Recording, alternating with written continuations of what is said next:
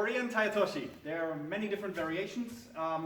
We'll start with one of them and then the other ones will be in another video. I always call it the Korean Tai Otoshi. It's being used by a lot of people from a lot of countries and it's not really a new technique. Karen Briggs used to do it a long time ago.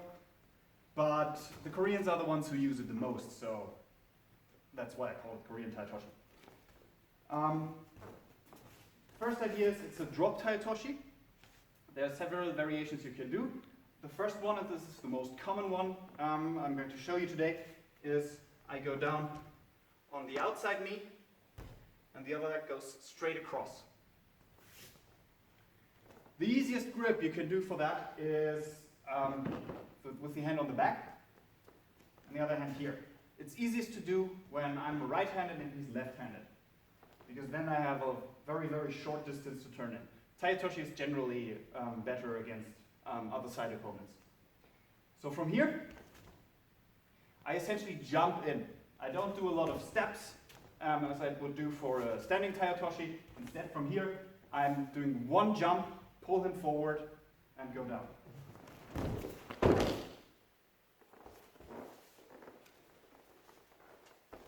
So the idea is, standing here, I pull him forward, I pull myself into him at the same time, I jump here.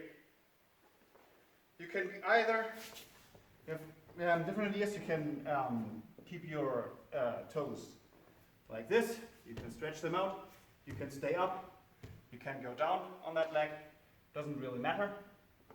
Try it out and see what works for you, what you feel best with. One important thing, when you throw it, you're down here, and do not pull straight forward. Instead, it's a circular thing. I'm trying to pull him over there. So, over here.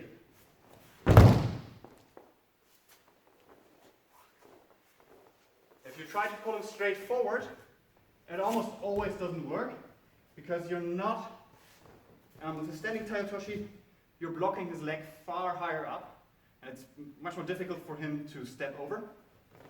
If I'm down here, very low, and I pull him straight forward, it's quite easy for him to step over.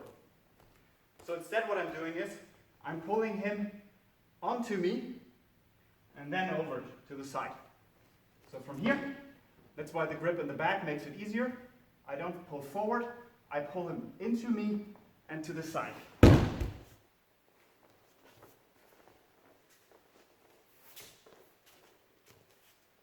Once you feel comfortable with the grip here, you can do it from a lot of other grips. You can go up here on the shoulder.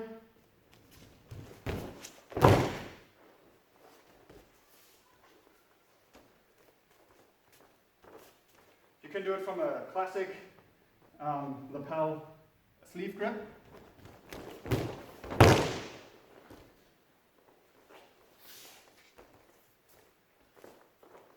You can do it from a one-handed sleeve grip.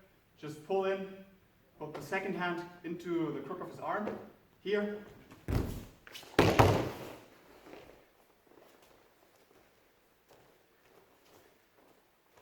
So there are a lot of options. You can do it from here, you can do it here. A lot of options. Just play around with the grips. But when you start out, go with the grip in the back. By far the easiest to learn the technique. Now,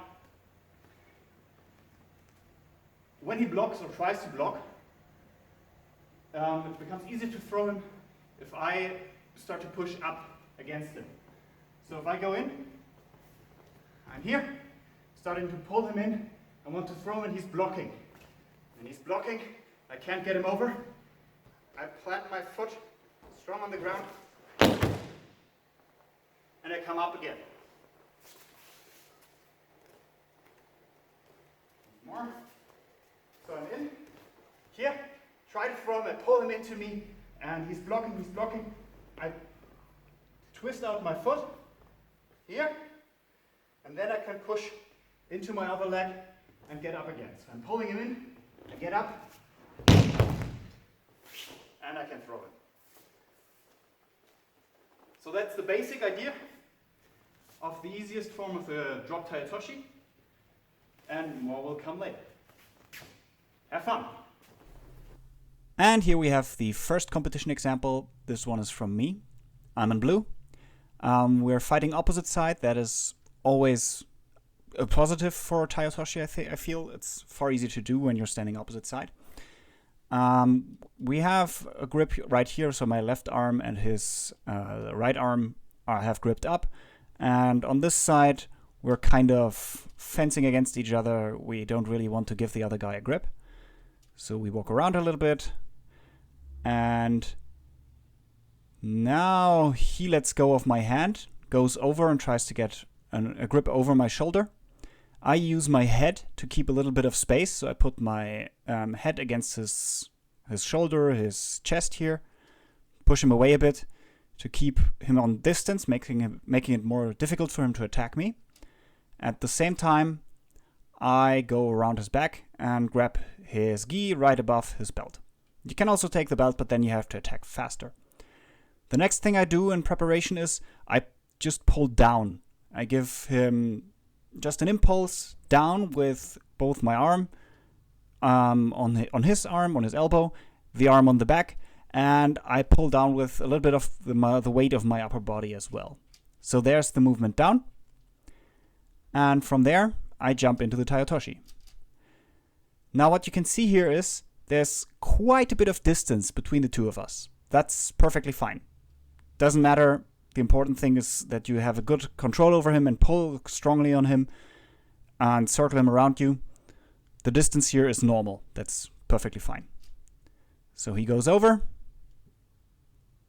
And that's that. So once more. Opposite stance makes it easier. We fight for the arm here. Now he goes over, I go into his back, I pull him down, and I jump in. And that's that example.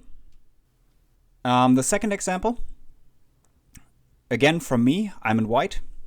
My opponent in blue is again fighting on the opposite side, so he's a lefty. I'm fighting right-handed.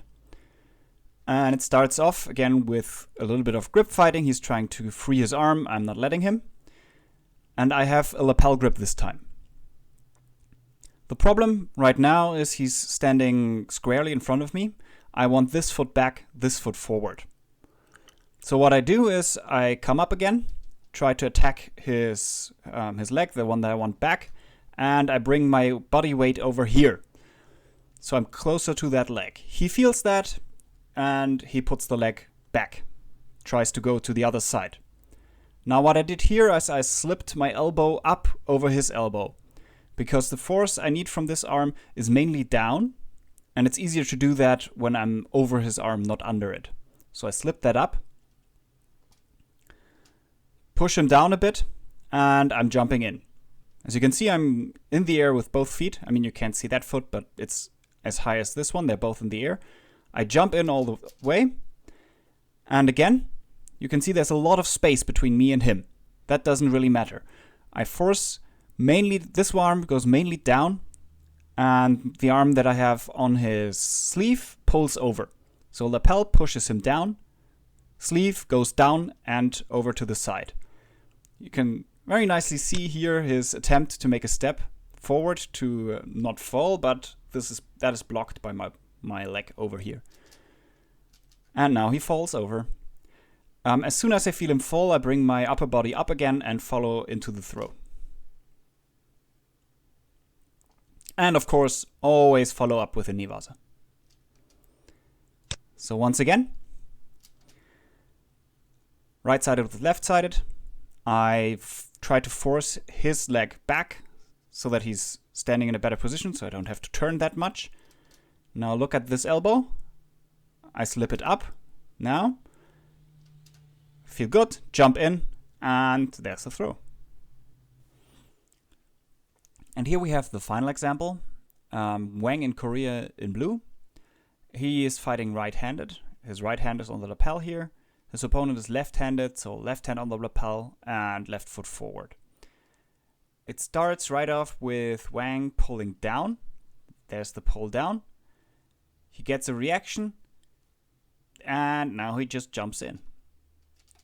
So you can see here, there's quite a lot of distance again between Wang's upper body and his opponent's upper body. You can see the opponent trying to step out, but he gets caught on Wang's leg over here.